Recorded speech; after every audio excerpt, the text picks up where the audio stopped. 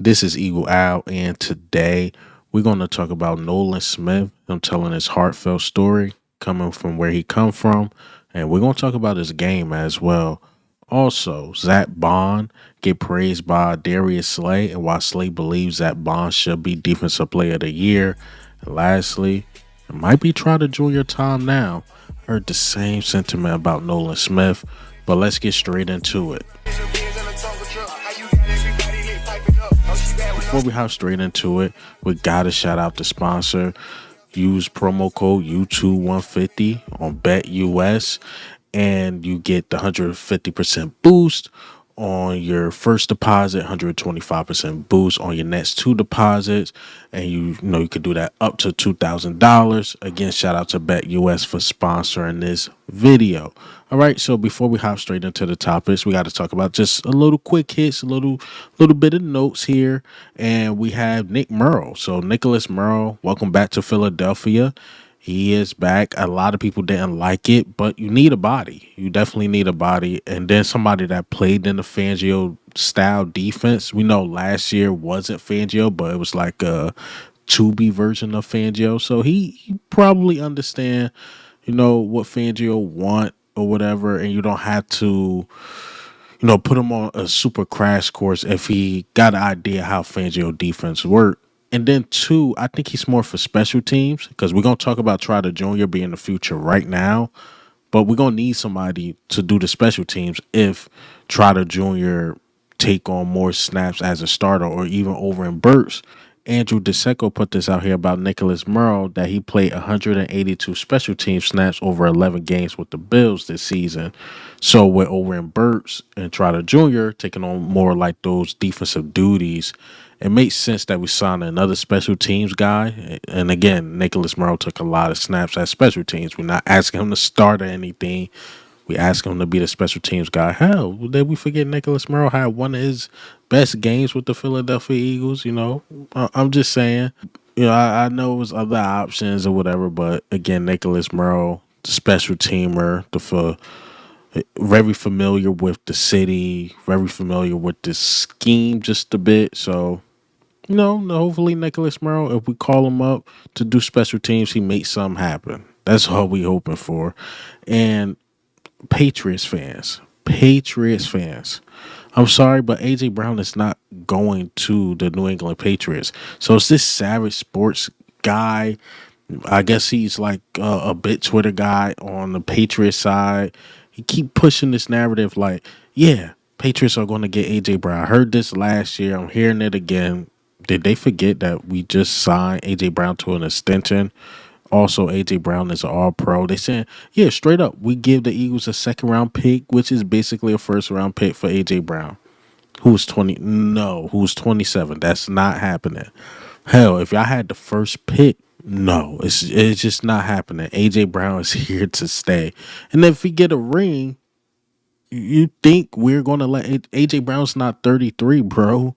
Like he's 27. Like we're gonna get them prime years. We signed him to an extension. I'm sorry. I'm sorry, Patriots fan. Y'all gotta find y'all another guy. All the good guys are signed. Justin Jefferson signed an extension. AJ Brown signed an extension. Y'all gonna have to find some other guy, or hopefully one of these dudes coming out the draft are really, really good. But AJ Brown is staying in Philadelphia. He might retire in the Eagles. So I'm sorry, Patriots fans. It's not happening. Not happening at all. And the last quick hit, Abdul Carter. I haven't talked about the draft at all, and it's floating around. His dream is to play for the Philadelphia Eagles. He's in Penn State right now doing this thing. I'm sorry, my guy, but you might go top 10, and we literally might have the last pick in the draft unless your stock drop some way, somehow.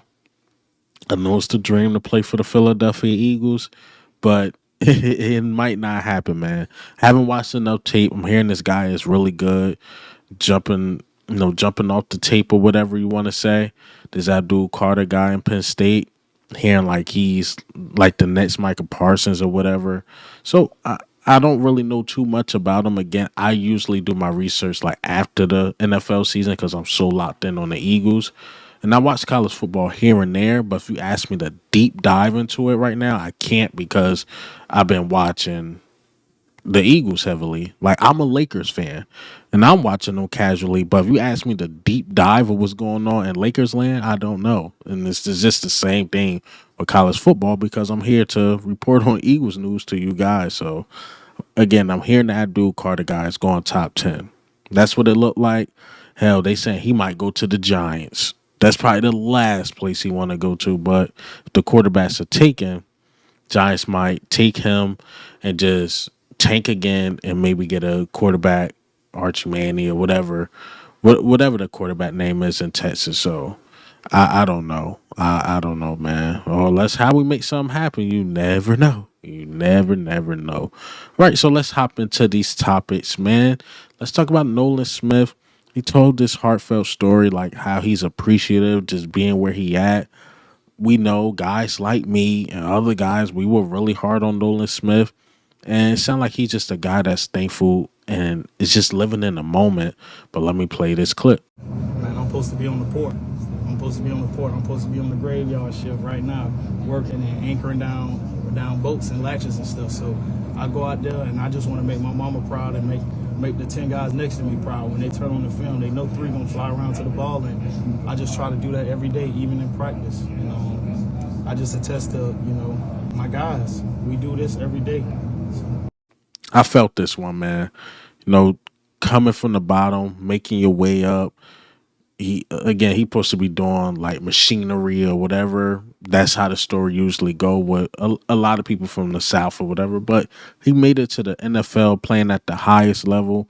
Hell, he's breaking records now. I'm hearing like he's the like youngest guy to have multiple sacks in the playoff in Eagles history or whatever. Something like that. Could be getting the history wrong, but he played this butt off, played this tail off because the things I seen in the preseason, to be honest, it wasn't promising. But as time went on and on and on, he got more and more snaps. He did his thing. But let's let Baldy just break down a little bit of his game and what he did against the Green Bay Packers. We've seen a lot of player development this year from the Eagles, especially their defenders, like Nolan Smith, playing his best game of the season. Here he is giving up 85 pounds to Zack Baun. But watch him strike, and leverage, and throw his body into Josh Jacobs for a 1-yard gain. All right, then on the 4th play, he comes from out wide. He's out here in a walkaway position. He reads the play, and he comes and he attacks the pulling guard, Elton Jenkins. And bam, he stings him. Oh, he stings him. He gave him a stinger. Put him out of the game. He knows it too.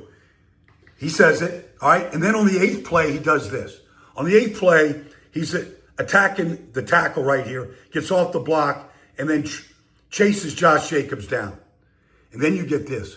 You watch him take the right tackle here in the space, bam, just beat him with speed. Down goes down goes the quarterback, Jordan Love, for his first sack. And then, if you can give him a little wiggle, just give him a little wiggle, get him off bounds, and then sting him with power. Right back into the quarterback, where the quarterback is like, oh, God, what do I do? Let me just throw it to a security guard. Somewhere that looked like a wounded duck to the security guard. And then you get this. Like on 3rd and 3, the guy just lives in the cracks.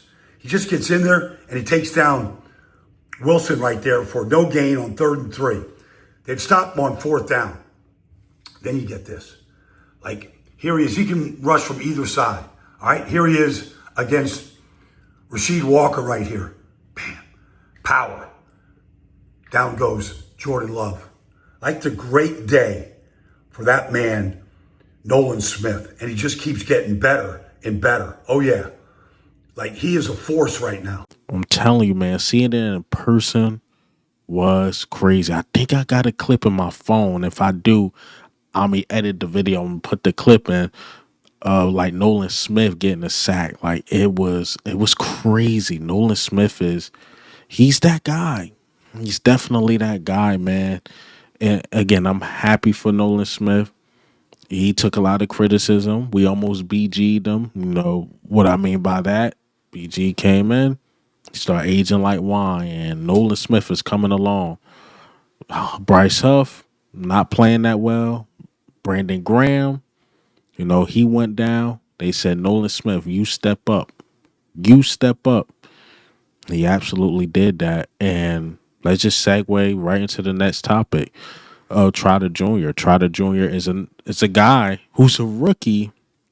And, but Fangio was, asked about Trotter Jr. Will he get opportunity or whatever? And he just talked about his future, but he's like, the future is bright for Trotter Jr., but his future might be right now with Nakobe Dean going out.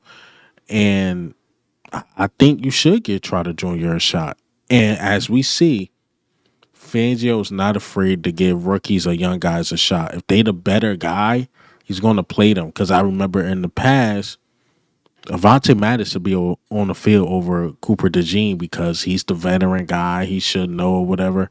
But Vic Fangio got a different philosophy. If you're the best guy, rookie, 10-year vet, 15-year vet, if you're the best guy, you're going to be on the field. He don't care how much you get paid. Bryce Huff, contract-wise, is supposed to be on the field. Nolan Smith shouldn't be getting more snaps over Bryce Huff or even Josh Sweat. Nah, you're not playing good, you're getting benched. Bryce Huff played one snap, and this is not to harp on Bryce Huff. The point I'm trying to make is if Trotter Jr., if he plays well, he is the future. If he goes on a historic run, he's sniffing out plays and doing what he's supposed to do, making the tackles, he is the future. And he got an opportunity to show I'm that guy. And I hope he do. I hope he do, man. We talking about a guy drafted in the 5th round. And if he could pan out right now, that means this year's draft will be one of the greatest drafts the Eagles ever had. You got to think Cooper DeJean is on the field. Quinyon Mitchell is on the field. You have Jalis Hunt doing his thing, doing his absolute thing. And then you'll have Trotter Jr. Think about it, bro. Think about it. That'd be 4 or 5 guys who rookies is just doing their thing. And that means everybody just panned out. So I really, really hope Trotter Jr.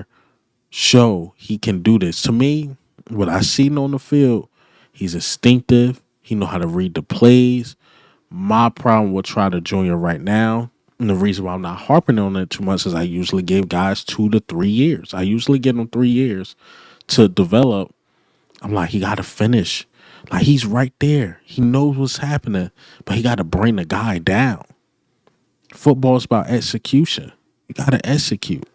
So I think Trotter Jr., hopefully he'll be ready.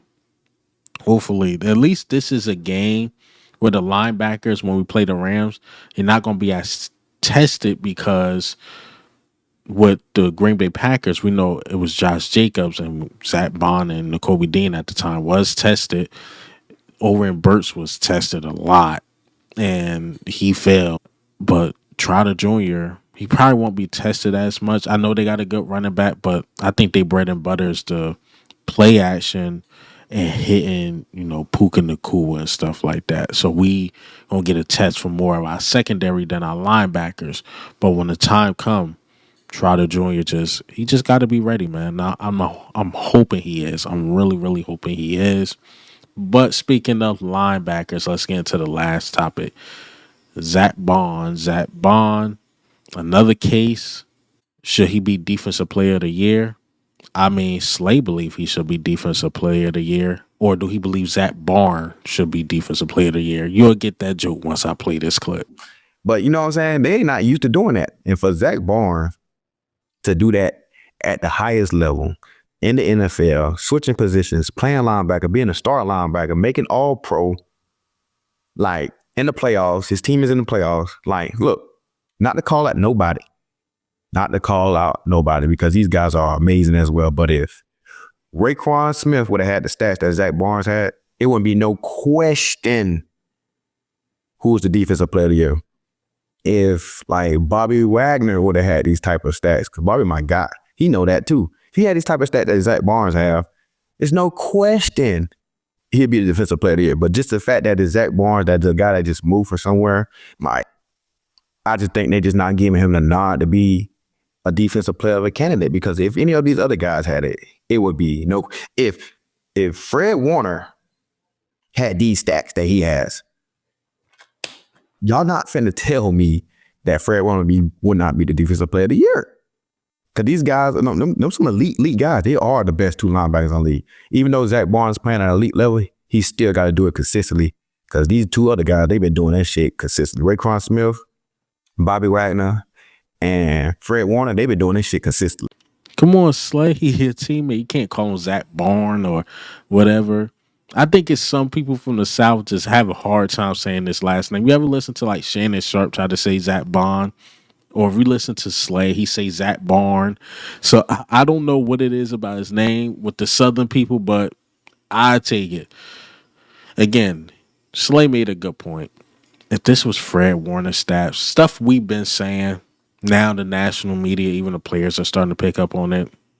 Fred Warner, Roquan Smith, let's even throw Patrick Queen in there, Bobby Wagner. If he had those names, we'd be talking about week 13. Yeah, Zack Baun he's the defensive player of the year. But because he just a unknown guy who don't have the big recognition, he don't have the big personality like those guys, it's just going under the radar. It's like, yeah, he's cool. He's a first team all pro, but we want TJ Watt who got the big name, or they want, what's the guy name in Cincinnati? Trey Henderson, Kirby Joseph. But I'm like, Zack Baun is the best player on the best defense. Think about it. Best player on the best defense. When you start naming guys from Pittsburgh, their defense completely declined. When you start naming guys from Detroit, who's a safety, who has the worst passing defense, it just makes absolutely no sense. And the Cincinnati Bengals, their defense was atrocious, and that's why they're not even in the playoffs. So I don't get who's the competition to Zack Baun. Don't snub my guy. Don't snub him. Like now, the closer it get, I'm starting to get 50-50. Because at first I was looking at it like, maybe he just don't get in. But when you see him get voted in for the Pro Bowl, that's a huge step. When you see him as a first team All Pro and he had the most votes between the linebackers, that's a huge step. But will they give it to him? We will see. But that's all I got for you guys today. And again, shout out to our sponsor, Bet US. And what do you think of how do you feel about everything? How do you feel about, Zack Baun possibly being the MVP?